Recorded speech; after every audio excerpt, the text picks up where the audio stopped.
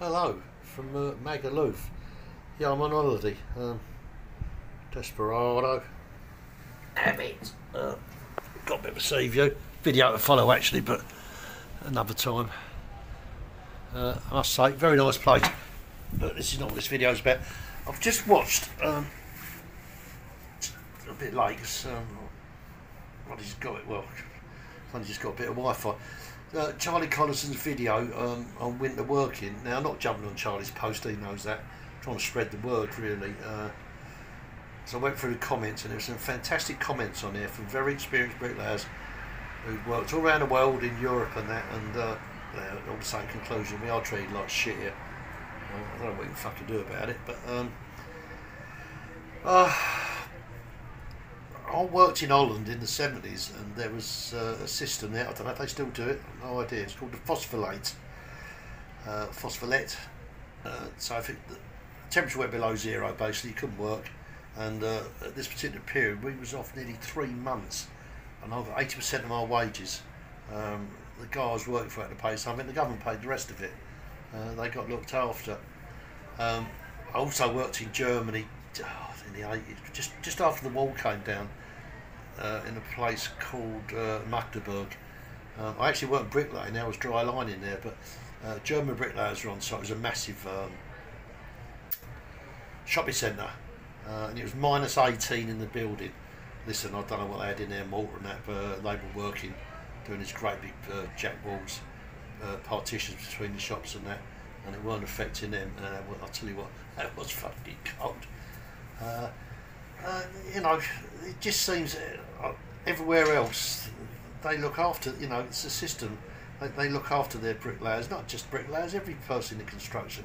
I've got a mate, Adrian. You know, a good mate of mine. He'll be watching this. He moved out of Canada quite a few years ago. He works on his own, but he's got his own setup. He's got his own little bit of scaffold, his own tarps and that, his own heaters. You know, he has bears walking about his site as he showed me the photographs. They're still working. People say, oh, you know, it's going to cost too much to cover these sites in it. Of course it don't. Every other country does it, don't they? It's bollocks. I'm at the end of it, but it does it. Listen, who wants to come on this job? You know, get married, have a couple of kids, as your structure too. I don't agree with all of that, but that's what people do. You know, get a mortgage and pay a mortgage, and you can't even guarantee your wages all through the winter. It's fucking nonsense, isn't it? So I'm really on with Charlie on this, but I don't know what you do about it.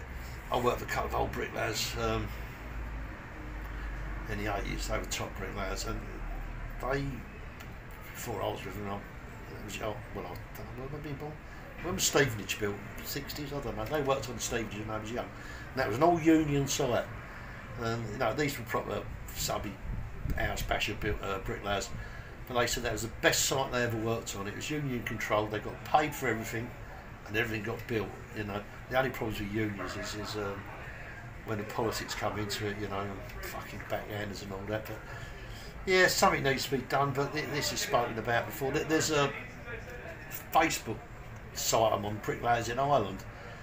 Mate, you wouldn't believe the problems they've got over there. I mean, they get proper treated like shit. You know, take a look at Scandinavia. Look at the winters they get.